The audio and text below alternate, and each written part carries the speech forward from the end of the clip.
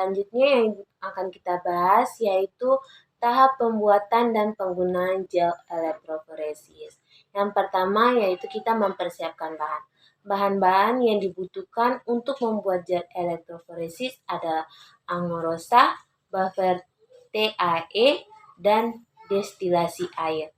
Jadi angrosa itu adalah suatu polisakarida yang berasal dari rumput laut dan digunakan sebagai bahan dasar untuk pembuatan gel elektroforesis. Yang kedua kita masuk dalam pembuatan gel. Jadi angrosa ditimbang dan dilarutkan dalam buffer TAE yang kemudian buffer TAE yang telah dipanaskan. Campuran tersebut kemudian didinginkan hingga suhu sekitar 50 derajat Celcius. Yang ketiga yaitu penambahan etidium bromida. Jadi etidium bromida adalah suatu pewarnaan yang digunakan untuk mengidentifikasi DNA. Selanjutnya yang keempat pembentukan gel. Campuran gel angrosa yang telah ditambahkan etidium bromida kemudian dituang ke dalam cetakan gel. Nah, gel tersebut kemudian didinginkan sehingga membentuk gel yang padat. Ya, kemudian penggunaan gel elektroforesis. Yang pertama sebagai pembuatan sampel.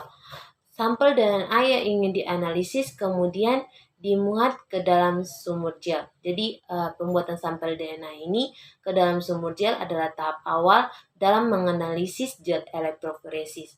Yang kedua yaitu pengaturan elektroda. Elektroda positif dan negatif dipasang pada kedua ujung gel, yaitu pengaturan elektroda ini adalah tahap penting dalam analisis gel elektroforesis. Yang ketiga ada pengaturan tegangan. Jadi tegangan listrik yang sesuai kemudian diatur untuk memulai proses elektroforesis. Masuk pada teknik-teknik molekuler dalam pemeriksaan mikrobiologi. Yang pertama yaitu PCR atau polymerase chain reaction. Teknik ini digunakan untuk mengamplifikasi DNA spesifik dari mikroorganisme. PCR ini adalah tahap yang paling umum digunakan dalam pemeriksaan mikrobiologi untuk mengidentifikasi patogen. Yang kedua ada real-time PCR. Teknik ini digunakan untuk mengukur jumlah DNA spesifik dari mikroorganisme dalam waktu nyata. Jadi real-time PCR ini teknik yang sangat sensitif dan spesifik untuk mengidentifikasi patogen. Yang ketiga yaitu sequencing DNA. Jadi teknik ini digunakan untuk menentukan urutan basa DNA dari mikroorganisme.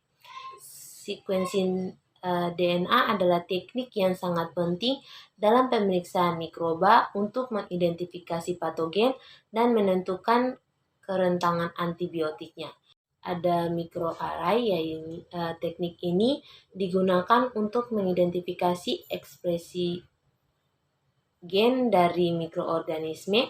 Jadi microarray ini adalah teknik yang sangat berguna dalam pemeriksaan mikrobiologi untuk mengidentifikasi patogen dan menentukan kerentanan antibiotik.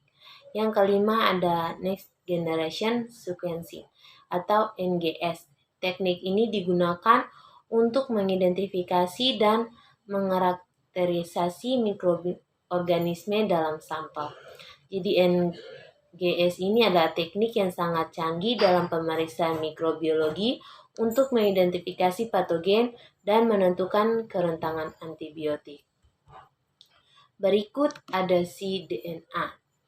cDNA atau complementary DNA adalah suatu molekul DNA yang disintesis dari RNA melalui proses transkripsi balik. Jadi cDNA ini suatu molekul DNA yang disintesis dari RNA melalui proses transkripsi balik. Selanjutnya proses pembuatan cDNA. Proses pembuatan cDNA ini melibatkan beberapa tahap, yaitu isolasi RNA. Jadi yang pertama, RNA diisolasi dari sel atau jaringan yang diinginkan. Kemudian yang kedua ada transkripsi balik.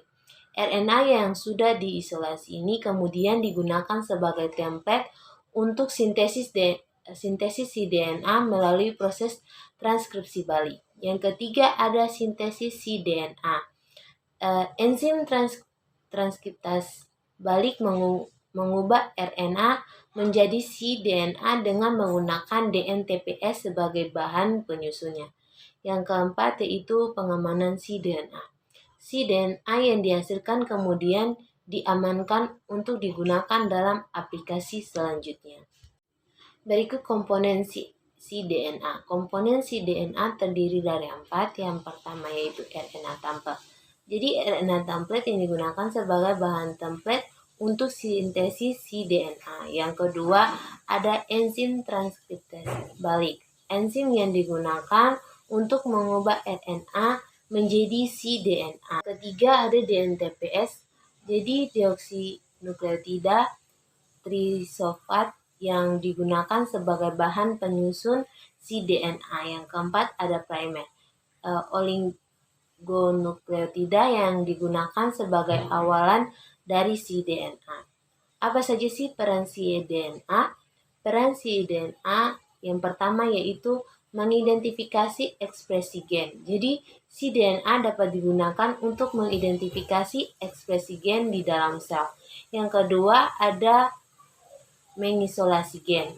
Jadi si DNA ini dapat digunakan untuk mengisolasi gen yang diinginkan. Yang ketiga yaitu mengkonstruksi library gen. Jadi si DNA ini dapat digunakan untuk mengkonstruksi library gen yang dapat digunakan untuk mengidentifikasi gen yang diinginkan. Kemudian aplikasi si DNA. Yang pertama yaitu sebagai analisis ekspresi gen. Si DNA ini dapat digunakan untuk menganalisis ekspresi gen di dalam sel. Yang kedua yaitu cloning gen. Jadi si DNA ini dapat digunakan untuk mengcloning gen yang diinginkan. Yang ketiga yaitu studi struktur.